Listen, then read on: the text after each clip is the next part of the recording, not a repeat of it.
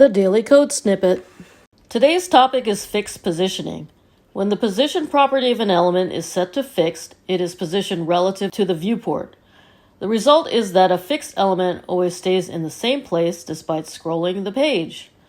Similarly, the top, bottom, left, and right properties are again used to further position the fixed element.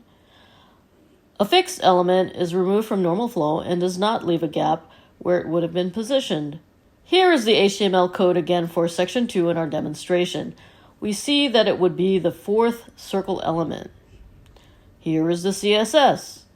So in this example, we are looking at a circle element with a black color. This image shows that our fixed element is out of normal flow, sitting outside section 2, obscuring the section 1 heading and part of the navigation. And as we scroll, we see that the absolutely positioned element is revealed behind it. The fixed element will scroll with the page as you continue to scroll. We see in this video that the fixed element remains offset from the top and left of the viewport window based on our settings of 100 pixels for both.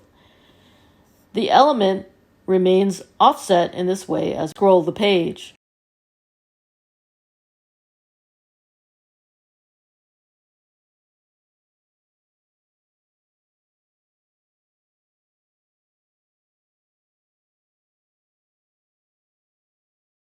Just like an absolutely positioned element, a fixed element creates issues with accessibility.